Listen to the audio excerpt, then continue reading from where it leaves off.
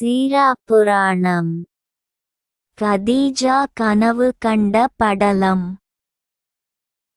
பாடலின் பொருள்கள்.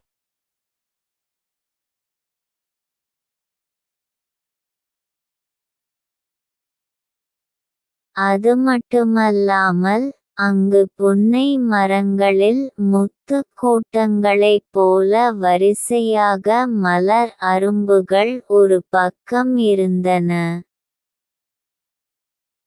சண்பகப் பூக்களின் கூட்டங்கள் கொத்தாகிய மொட்டுகளை விரித்து ஒரு பக்கம் இருந்தன. பாதிரிமரங்கள் பகுதி பகுதியாக பூமியில் விரித்த பாயைப் போல புஷ்பங்களை ஒருபக்கம் சிந்துகின்றன. மகிழ மரங்கள் நெருங்கிய துவாரங்களையுடைய புஷ்பங்களை ஒரு பக்கம் சிந்துகின்றன.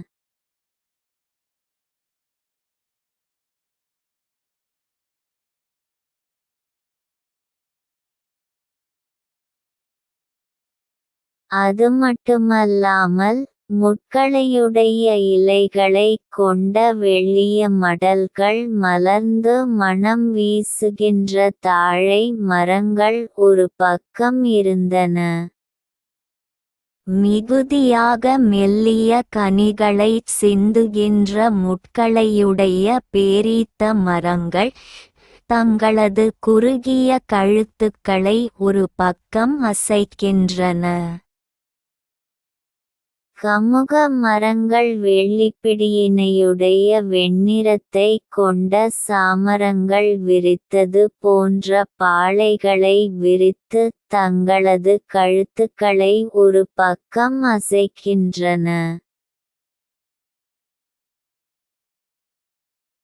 தெளிந்த நீரைத் தன்னுள் கொண்டிருக்கின்ற குறும்பை கூட்டங்களையுடைய பலகுவியல்களைத் தாங்கிய திரட்சியுற்ற தென்னை மரங்கள் ஒரு பக்கம் அசைக்கின்றன.